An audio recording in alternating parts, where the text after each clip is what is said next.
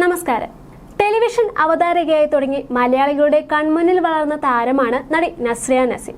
2 തവണ കേരളത്തിന്റെയും 1 തവണ തമിഴ്നാട് സർക്കാരിന്റെയും ചലച്ചിത്ര പുരസ്കാരങ്ങൾക്ക് നടി അർഹയായിട്ടുണ്ട്. ബിഗ് സ്ക്രീനിൽ നടിയായും ടെലിവിഷൻ അവതാരകയായും തിളങ്ങിയ താരം നിർമ്മാതാവായും ഗായികയായും കഴിവ് തെളിയിച്ചിട്ടുള്ളതാണ്. നടൻ ഫഹദ് ഫാസിലുമായുള്ള വിവാഹത്തിന് പിന്നാലെ നസ്രിയ സിനിമയിൽ നിന്ന് 4 വർഷത്തോളം നീണ്ട ഇടവേള എടുത്തിരുന്നു. തുടർന്ന് വളരെ സെലക്റ്റീവായി മാത്രമേ സിനിമകളുടെ ഭാഗം ആയിരുന്നുള്ളൂ. സമൂഹ മാധ്യമങ്ങളിൽ ഇപ്പോൾ ചർച്ചയാകുന്നത് നസ്രിയയുടെ ഒരു ഇൻസ്റ്റഗ്രാം സ്റ്റോറിയാണ്.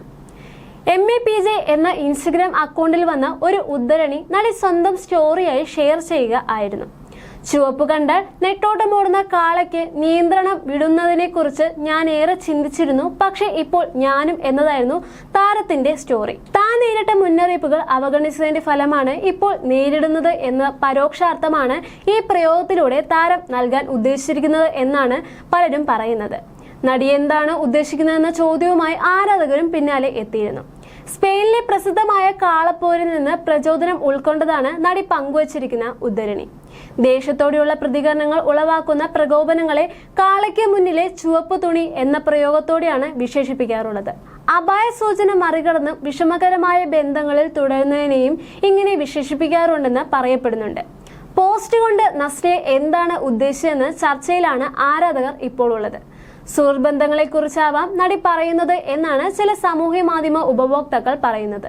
ടൊവിനോ തോമസുമായി ഒന്നിക്കുന്ന എൽ ക്ലാസിക്കോ എന്ന ചിത്രത്തെ ഓർമ്മിപ്പിച്ച് സിനിമയുടെ പ്രൊമോഷൻ ആവാമെന്ന് ചിലർ പതിയെ പരിഹാസ രൂപേണ അഭിപ്രായപ്പെടുന്നുമുണ്ട്. നേരത്തെയും നസ്രിയയുടെ സമാനമായ പെരുമാറ്റത്തെയും പോസ്റ്റുകളും ഇതുപോലെ തന്നെ വലിയ ചർച്ചകൾക്ക് വഴിവെച്ചിരുന്നു. നല്ല ജോലി, കുടുംബം, കരിയർ എന്നിവ തിരഞ്ഞെടുത്ത് ഭാവി ഭദ്രമാക്കൂ എന്നു ആഹ്വാനം ചെയ്യുന്ന ഒരു പോസ്റ്റായിരുന്നു അന്ന് നസ്രിയെ കുറിച്ചത്. കഴിഞ്ഞ ഏപ്രിലിൽ സിനിമയിൽ നിന്ന് വിട്ടുനിൽക്കുന്നതിൽ വിശദാംശവുമായി നടി രംഗത്തെത്തിയിരുന്നു. കുറച്ചു മാസങ്ങളായി വ്യക്തിപരവും വൈകാരികവുമായ ചില പ്രതിസന്ധികളിലൂടെയാണ് താനെന്നും ഇപ്പോൾ സ്വയം വീണ്ടെടുപ്പിന്റെ പാതയിലാണെന്നും സമൂഹ മാധ്യമങ്ങളിൽ പങ്കുവച്ച കുറിപ്പിലൂടെ നസ്രിയ അറിയിച്ചിരുന്നു. സൂക്ഷ്മദർശിനി എന്ന ചിത്രത്തിലൂടെ മികച്ച നടിക്കുള്ള കേരള ഫിലിം ക്രിട്ടിക്സ് പുരസ്കാരം ലഭിച്ചതിന്റെ സന്തോഷവും നസ്രിയ അന്ന് പങ്കുവയ്ക്കുകയുണ്ടായി. ഞാൻ എന്തുകൊണ്ടാണ് കുറച്ചുനാൾ സോഷ്യൽ മീഡിയയിൽ നിന്ന് വിട്ടുനിന്നതെന്ന് തുറന്നു പറയുവാൻ താൻ ആഗ്രഹിക്കുന്നുവെന്നും നിങ്ങൾക്ക് എല്ലാവർക്കും അറിയാം, ഈ മനോഹരമായ ലോകത്ത് ഏറെ സജീവമായിരുന്ന ആളാണ് ഞാൻ എന്നത്. എന്നിരുന്നാലും കഴിഞ്ഞ കുറച്ച് മാസങ്ങളായി വ്യക്തിപരമായ വൈകാരികവുമായിട്ടുള്ള ചില പ്രയാസങ്ങളും വെല്ലുവിളികളും കാരണം എനിക്ക് ഇവിടെ സജീവമാകാൻ കഴിയുന്നില്ല. എന്റെ 30ാം ജന്മദിനവും പുതുവർഷവും ആഘോഷിക്കാൻ എനിക്ക് കഴിഞ്ഞിരുന്നില്ല. ഞാൻ നായികയായ സൂക്ഷ്മദർശിനി എന്ന സിനിമയുടെ വിജയവും മറ്റും നിരവധി പ്രധാനപ്പെട്ട നിമിഷങ്ങളും ആഘോഷിക്കാൻ എനിക്ക് കഴിഞ്ഞില്ല. എനിക്ക് എന്ത് പറ്റിയെന്നും എന്താണ് എന്നെ കാണാത്തതെന്നും ചോദിച്ചുകൊണ്ട് എന്റെ പ്രിയപ്പെട്ട സുഹൃത്തുക്കളിൽ നിന്ന് വന്ന ഫോൺ കോളുകളും മെസ്സേജുകളും എടുക്കുകയും മറുപടി പറയാതിരിക്കുകയും ചെയ്തതിൽ ഞാൻ ക്ഷമ ചോദിക്കുകയാണ്.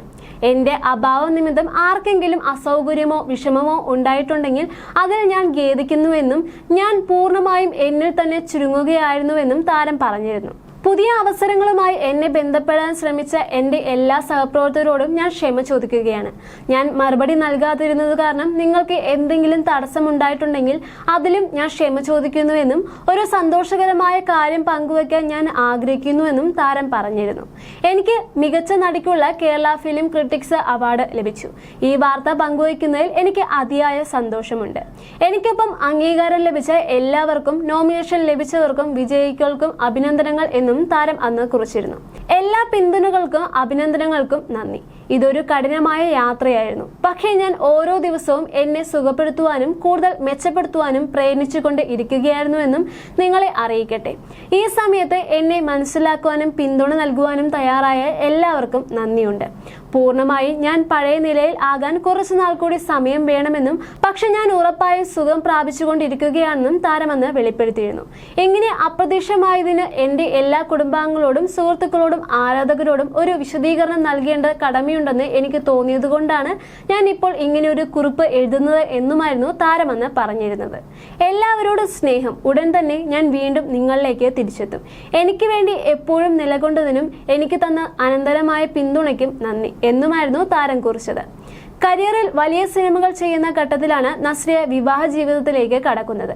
കരിയറിനേക്കാളും കുടുംബജീവിതത്തിനാണ് പ്രധാനമെന്ന് നസ്രിയ അന്ന് വ്യക്തമാക്കിയിരുന്നു. ക്യൂട്ട് ഗേൾ ഇമേജിൽ നസ്രിയ നസീം തമിഴകത്തും ശ്രദ്ധിക്കപ്പെട്ടിരുന്നു. രാജാ റാണിയാണ് നസ്രിയയുടെ ഹിറ്റായ തമിഴ് സിനിമ. സൂക്ഷ്മദർശിനിയിലെ പ്രകടനത്തിന് മികച്ച നടിക്കുള്ള ക്രിട്ടിക്സ് പുരസ്കാരവും നസ്രിയയ്ക്ക് ലഭിച്ചിരുന്നു. അപ്പോഴാണ് താൻ നേരിട്ട സാഹചര്യം നസ്രിയ വ്യക്തമാക്കിയത്. തന്റെ 30ാം പിറന്നാൾ ദിനം, പുതുവത്സര ആഘോഷം, സൂക്ഷ്മദർശിനിയുടെ വിജയാഘോഷം എന്നിവയിൽ നിന്നൊക്കെ മാറി നിന്നു. സുഹൃത്തുക്കളുടെയും സഹപ്രവർത്തകരുടെയും ഫോൺ വിളികൾക്കും മെസ്സേജുകൾക്കും പ്രതികരിക്കാൻ കഴിഞ്ഞില്ല. മാനസികമായും പൂർണ്ണമായും ഷട്ട് ഡൗൺ ആയ അവസ്ഥയായിരുന്നു താനെന്നും നസ്രിയ നസീം അന്ന് പ്രസ്താവനകളിലൂടെ വ്യക്തമാക്കിയിരുന്നു. ബാലതാരമായ അഭിനയ രംഗത്തേക്ക് കടന്നു വന്ന നസ്രിയയ്ക്ക് ചെറിയ പ്രായത്തിൽ തന്നെ നല്ല അവസരങ്ങൾ ലഭിച്ചിരുന്നു. ഷോകളിൽ ആങ്കറായും നസ്രിയ നസീം സാന്നിധ്യം അറിയിച്ചിട്ടുണ്ട്. നായികയായപ്പോൾ നസ്രിയ നസീം സെൻസേഷനായി മാറി. സൂക്ഷ്മദർശിനിയാണ് നസ്രിയയുടെ ഒടുവിൽ ഇറങ്ങിയ ചിത്രം. ബേസൽ ജോസഫ് ആയിരുന്നു ചിത്രത്തിലെ നായകൻ. ആവേശ സംവിധായകൻ ജിത്തു മാധവൻ തമിഴിൽ ഒരുക്കുന്ന സൂര്യ ചിത്രത്തിൽ നസ്രിയയാണ് നായിക.